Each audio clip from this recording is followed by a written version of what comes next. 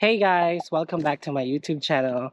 So ngayon ay nagmamadali ako dahil pupunta ako ng Christiansted. And actually naisip ko siya kahapon na gusto kong i-vlog yung Christiansted because like I told you before, itong area na to is Frederiksted, which is the west side of the island. So for St. Croix, there are two places. There are two cities or towns, Christiansted and Frederiksted. And you've seen a lot of videos of Frederiksted, which is where I live.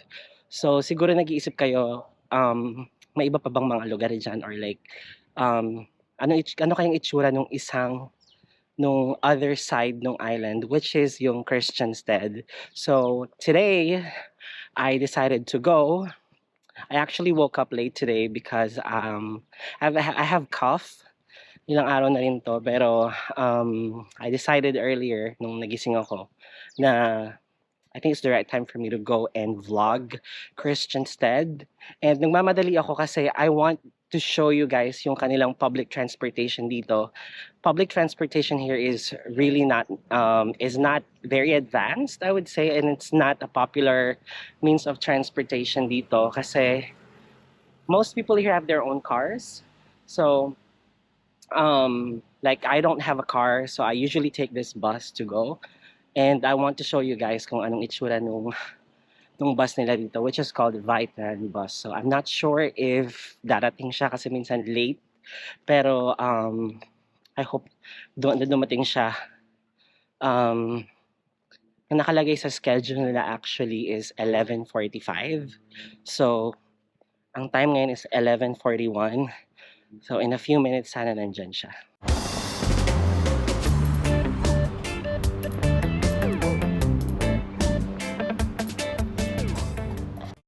So ayan nga guys, nakasakay na ako sa taxi.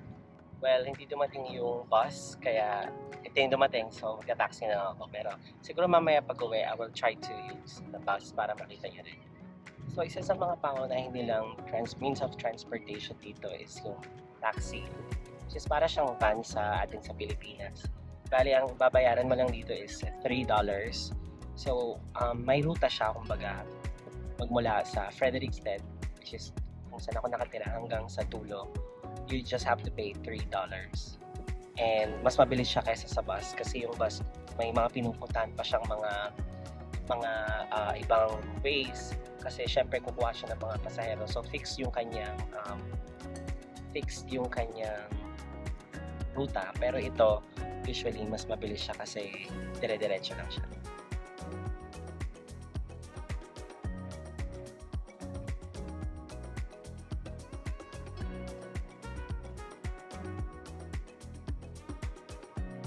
Hello guys, nandito na nga ako ngayon sa Christiansted downtown at ang init. Sobrang init ngayon pero yan, makikita nyo dito kung ano yung itsura ng Christiansted downtown.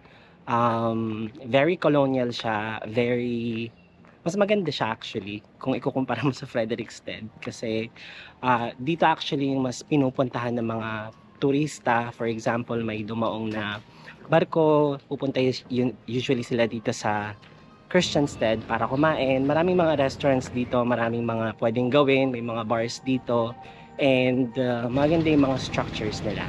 So ngayon, sobrang init kaya kailangan ko ng maiinom. Mainit pero magkakape tayo ngayon guys. So, see you there sa coffee shop. So ayan guys, naglalakad ako pupunta sa coffee shop. So itong coffee shop na to guys, isa ito sa mga pinupuntahang coffee shop dito. Well, walang Starbucks dito actually, pero ito yung isa sa mga parang Starbucks nila dito. Maganda siya, tsaka masasarap din yung selections ng coffee nila. Ayan guys, nandito na ako sa loob ng coffee shop. And maganda siya sa loob. So ayun guys, nandito na ako. Nandito na yung food ko, coffee ko, at saka yung umorder ako ng croissant. And I just realized na may problema ako. Hindi ko nadala yung, oh my god, malilobat na yung camera ko. Hindi ko nadala itong camera ko, naka-mount siya sa gimbal. Mas gusto ko siyang tanggalin kasi naiwan ko yung tornilyo na hindi tornilyo na pantanggal ng tornilyo. Yung screw na pantanggal sa tornilyo. para ma-charge ko yung or mapalitan ko ng battery. So hindi ko siya matanggal. So ang strategy ko ngayon is charge ko yung gimbal ko kasi pwede ko namang i-charge yung camera through the gimbal. So I hope this works. Lesson learned, sobrang dami kasing like kailangan mong dalhin when you film, and it can be overwhelming. Kaya I hope it works. And yeah, ang in-order ko is white chocolate mocha.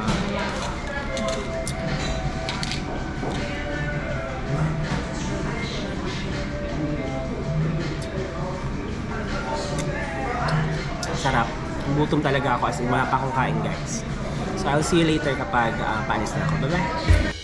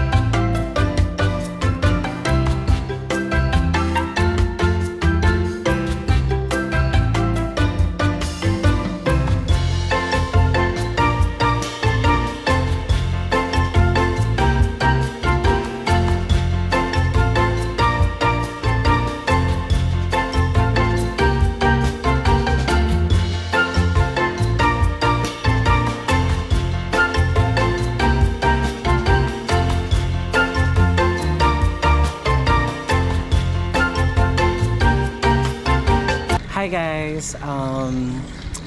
So ayun nga, sobrang baba na ng charge ng camera ko kanina. So nagstay muna ako sa library. May library na malapit dito. Parang national library nila. Tapos punta ako sa perfume shop, which is ito siya. Yung kulay yellow na yan. And binigyan nila ako ng parang free coffee, and ngayon lang ako nakapunta sa area na to. Sobrang ganda niya, guys. As in sobrang parang ang peaceful niya lang. Tapos parang tago siya. So parang gem na rin siya na may tuturing. Kasi parang walang masyadong tao ngayon. Look, walang tao. So yun, cute lang niya. Parang sobrang chill. So ito guys, yung coffee na free. Tikman natin.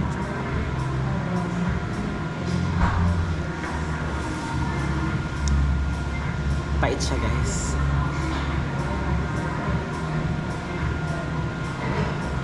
Pero masarap. Tapos umorder din ako ng passion fruit tart.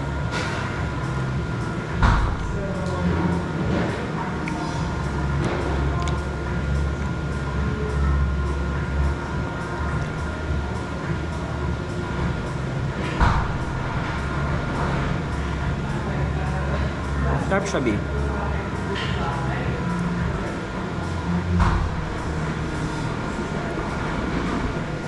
Yummers. Sana tayo palpitate dahil pangalawang kape na to.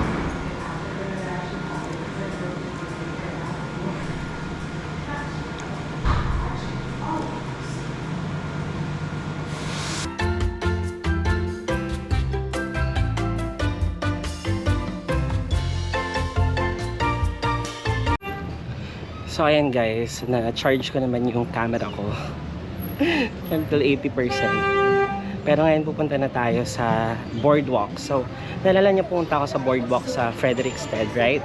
Pero dito sa may Christiansted, nabanggit ko noon na meron din silang boardwalk, and mas maraming like, may mga bars sa boardwalk na pwede mong puntahan.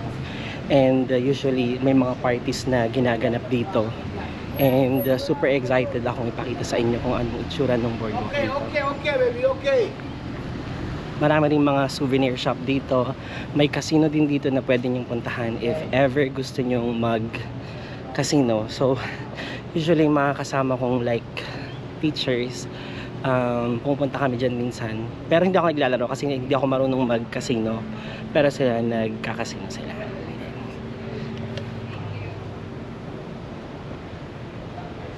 So, yan yung bilihan guys dito ng mga souvenirs.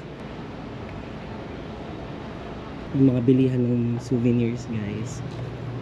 So dito sa St. Croix guys, may mga karatig na mga isla kasi this is part of the Caribbean, and Like I told you before, 3 islands yung Virgin Islands of the US. So pwede kang pumunta sa St. Thomas, which is yung parang touristy na parang syudad nila dito. And pwede kang pumunta doon using 3 ways, I believe. Pwede kang pumunta doon, pwede kang pumunta via boat, which is natry ko na yon. Kami ng mga kasama ko sa Frederiksted ay pumunta doon last time nung December, using the boat. Ferry ang tawag nila dito. Pwede ka rin pumunta using small plane nila dito, which is dito mo yun makita yung kanilang daungan ng kanilang seaplane. Or pwede ka rin pumunta doon through regular na eroplano. So yung seaplane, hindi ko pa natatry yun. Nakakatakot kasi hindi talaga ako mahilig sa... Ayoko talagang lumilipad. Like, no, mahirap. May fear of heights ako, kaya hindi ko pa natatry yung seaplane. Wala tayong makitang seaplane ngayon, pero usually parang maliit lang din siyang plane na parang yung ilalim niya is parang boat yung style niya. Basta nakita na kayo nun. Ayun. So start tayong maglakad dito sa boardwalk. So yung boardwalk nila dito guys is mas maganda siya kasi mas maraming pwedeng gawin. Ayan siya guys. As you can see, napakaraming mga boats. So pwedeng, I believe pwedeng i-hire yung mga boats na yan kung like, kunwari may mga turista ganyan. Pero yung iba dyan is din. Tawag dito, naglalayag sila. Tapos kumukuha sila ng mga isda, ganyan. So dito sa boardwalk guys, maraming mga pwedeng gawin. Pwede ka mag-bar dito.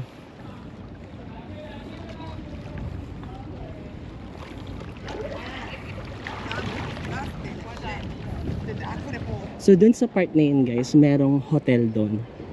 So pwede kang maligo dyan. Pero para makapunta ka dyan, itatawid ka using boat. Hindi ko alam kung pwede ako makapunta.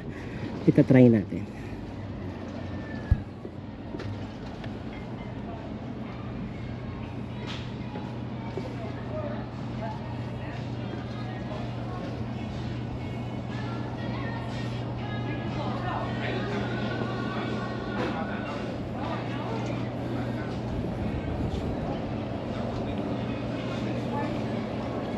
Ayan yung isa sa mga hotel dito guys.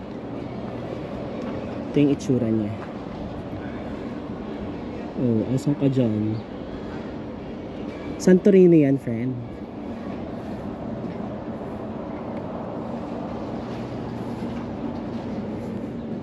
Sobrang ganda nung boardwalk dito kasi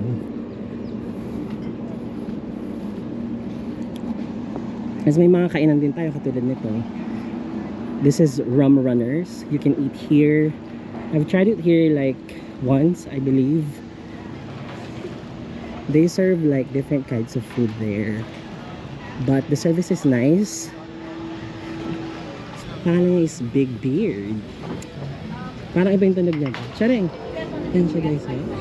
Nagay si Kuya. Diba? Ang ganda. Ang laki yung nagay.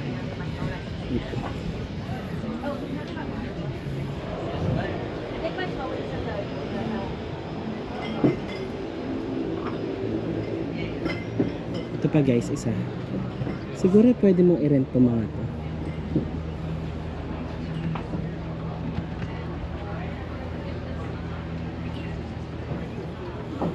So kung pagod ka na, pwede kang magstay dito para lang titingin ka lang sa kawalan para magpahinga, di ba? Pwede kang umupo dyan sa mga upuan dyan.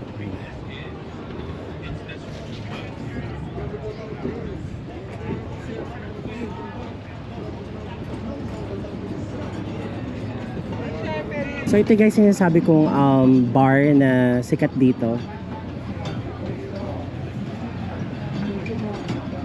Yan yung Shoops. So sa taas niyan pwede kayong like may sayawan dyan and everything.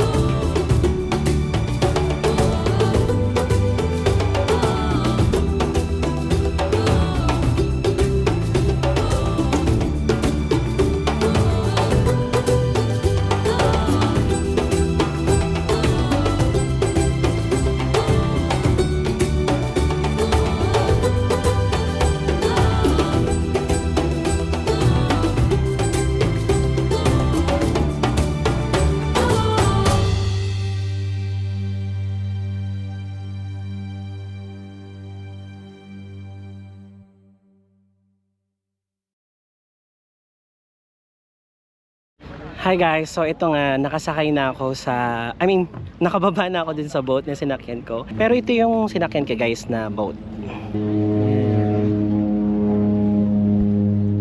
Libre lang yan guys, like hindi ako nagbayad. Pwede ka mag-tip, pero siguro pagbalik ko na lang mamaya tsaka ako mag-tip. So katulad ng sinabi ko guys kanina, pwede kang maligo dito. So may mga naliligo ngayon dito kahit sobrang init as in. Pero beach area siya, so okay din yung tubig.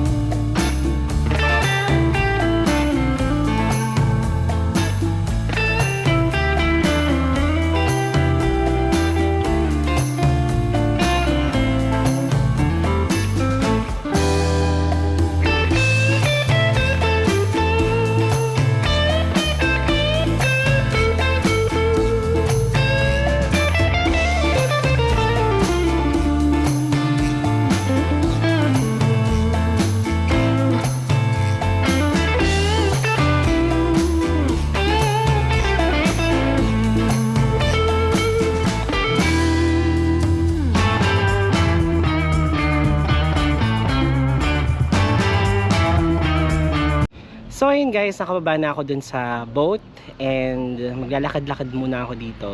May isa pa akong area na gusto nyong makita, which is yung parang historic na lugar sa kanila kasi may parang fortress dito. Katulad dun sa Frederickstad yung nasa isang video ko, may fortress dun. So dito sa Christiansted may fortress din sila.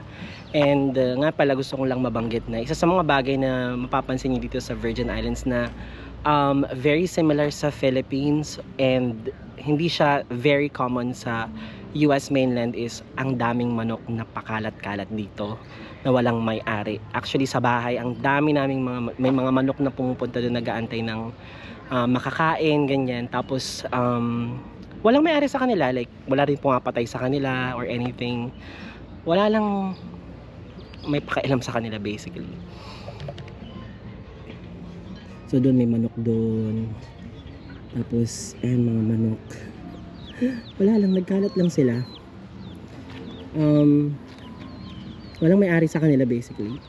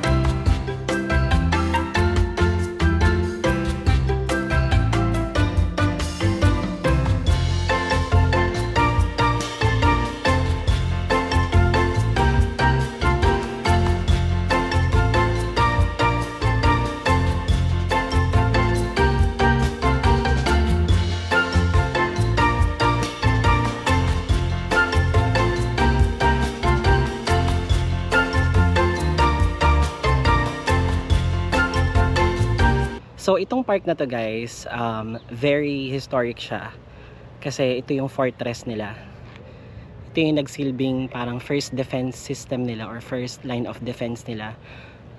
Sa mga bansang nanakop before, parang sa Pilipinas, di ba may mga fortress din tayo. So ito yung para nila para ma-block yung mga ship na darating para i-colonize sila. Sobrang shaded din ng area na to guys. So pwede kang tumambay dito, ganyan. Kapag pagod ka. So doon na nga nagtatapos guys yung tour natin dito sa Christiansted. Of course may mga lugar pa dito na pwedeng puntahan, pero Medyo late na, 5:10 na actually, guys. And I need to catch the bus. So usually guys, dito sa Christiansted and even sa Frederiksted, kapag pumunta ka sa mga restaurants o sa mga tindahan, tinatry nilang i-promote yung tourism by putting sa mga corners ng kanilang facilities ng mga flyers, ganyan, about St. Croix at yung mga dapat mong puntahan sa St. Croix. And this is an example of that. Hi guys! So ayun, nandito pa rin ako sa antayan ng bus.